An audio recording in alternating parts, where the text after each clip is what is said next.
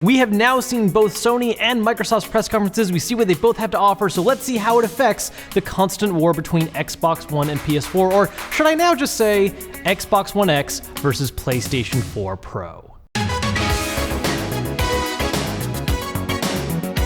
First things first, let's talk about hardware. We officially know what the Xbox One X is called, we know what it looks like, and we know what it runs on.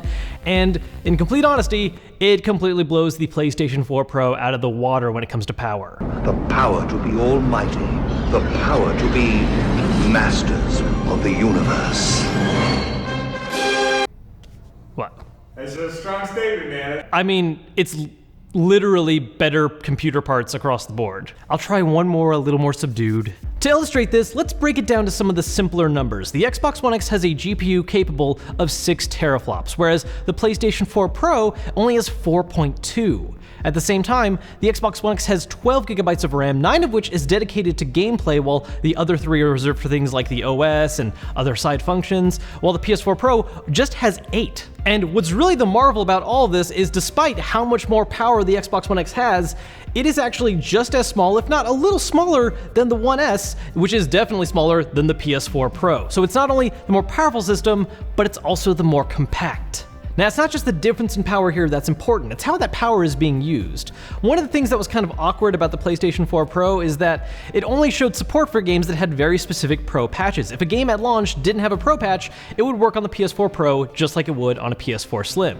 Now, eventually, they did introduce an option called Boost Mode, which would make it so that if a game didn't have a Pro patch, it would still see some updated performance thanks to the PS4 Pro's higher power, whether that's just more stable frame rates, higher frame rates, so on and so forth.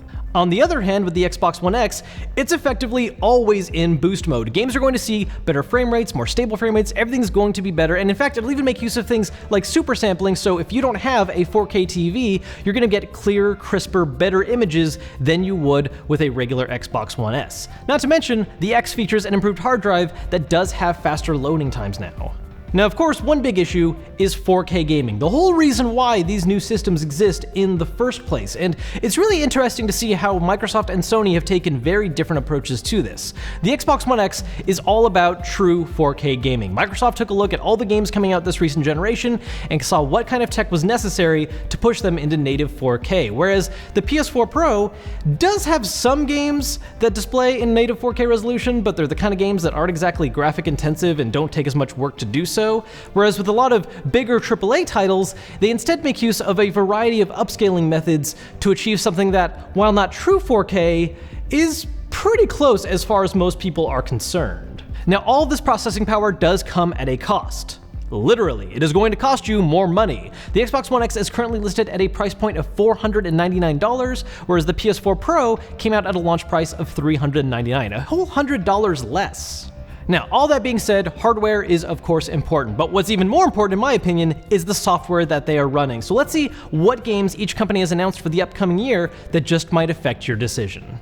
Now, when talking exclusives for each system and just looking at the press conferences for the past couple days, honestly, I kind of lean towards Microsoft having the best press conference, just as far as new titles announced goes. I think they did an excellent job of having a wide, diverse array of different titles. Admittedly, a lot of them were a little vague as to whether or not they were permanent exclusives to Xbox One. Some of them would specify things like at launch, but it's still not clear whether or not those games would go to things like PlayStation 4, Switch, PC. We just don't know yet.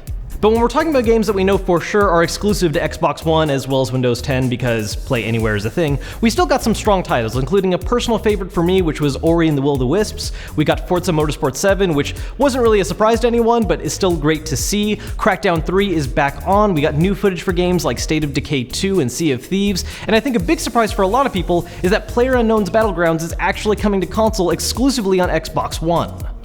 Now, on the other hand, with Sony, I gotta be honest and actually say that this year's press conference was kind of a weaker one for me. I mean, I loved them the last 2 years. I think they won the last 2 E3s, but this one was focused a lot more on just showing a little bit more on games we already know about and not a whole lot of new. I mean, all the new stuff was either VR games, which are honestly kind of hit and miss for a lot of people, I think. We got a remake for Shadow of the Colossus, which does look amazing, but it's still a remake, and that was also the one actual non-VR exclusive they announced, because the other game was Monster Hunter, which is awesome, but turns out that's actually coming out on PC and Xbox One as well.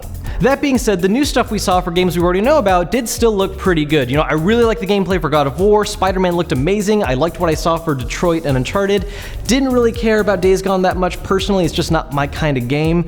So overall, Sony still had some good stuff to bear, I just think Xbox One did a better job of building hype with their press conference.